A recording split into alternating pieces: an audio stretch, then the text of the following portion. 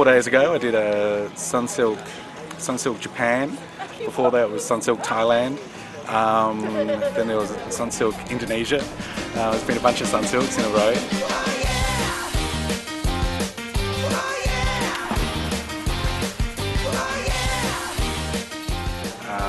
There was one a couple months ago for Nike, which was it Nike? No, it was Adidas, just for the Olympics, just for China, to be screened internally within the host country.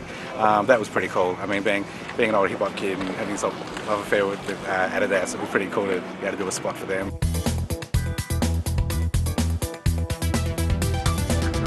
Here, especially with the publishing companies, when they talk about signing new writers, they're like, you should be prepared to be doing work for hire. You know, it's definitely. I mean, I guess people don't. It's just the word jingles has got such so many connotations to it, so many negative associations. You know, like I'm a jingle guy. See, you know, it's like if you talk about like doing work for hire, it's a whole different thing.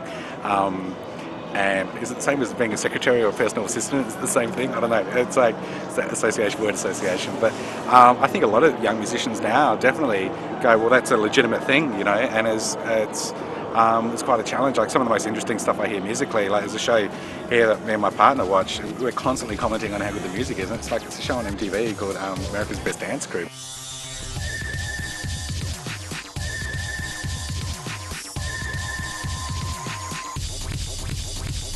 The music's just really fresh and exciting, and it's just all the bumpers they're doing, and that, you know, you're not going to be able to do that in a 3-minute pop song they may play on Kiss FM. The radio here sucks ass, but you know, that to me is like really creative, and I think musicians see that as a legitimate career path. You know, I don't think there's any musical. Some indie guys, the shoegazers, would be like, oh, it's not cool, you know, blah blah blah. And like, there's a guy I know here played on Paul McCartney's last record. He's considered one of the great guitar players in the city. Like, he does jingles, you know. It's good enough for him, you know.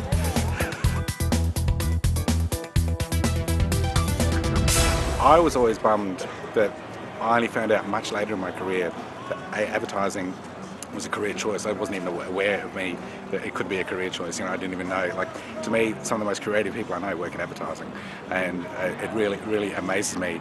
You know, the budgets they get and the stuff they get to do. Like, you know, as a mate of mine, I've been good mates here with like 10, 12 years, and he was a big creative director here at one of the massive agencies here, and he's just left and done his own startup.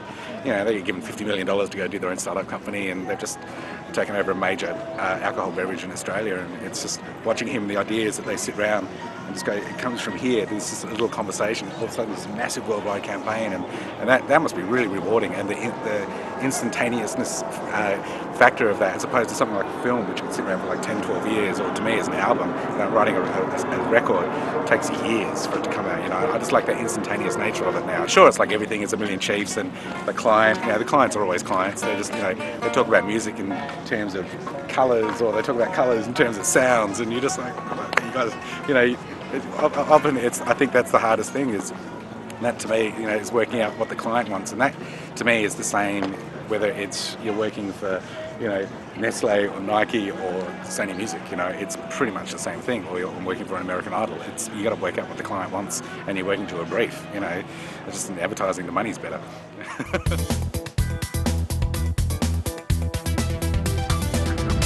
In your chosen field, I think it's best to be surrounded by, you know, as much creativeness as possible. In fact, anything. I remember a lot of my time in Sydney, I didn't even hang out with musicians. I mean, there wasn't a lot of people doing my peers, all as DJs. There's only maybe 1 or 2 other DJs who are actually making music.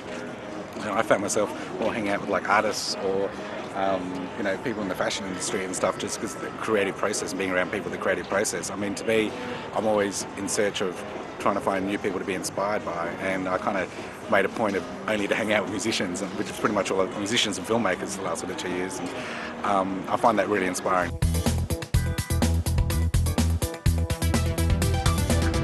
From what I can gather, you know, even before I got here, everyone was saying the whole, you know, industry was in the shitter basically, and it's not as good as it was in the 80s. You know, no one's flying around in Learjets or anything, but there's definitely a lot of work going around. It's just it's got to be really diverse, diverse.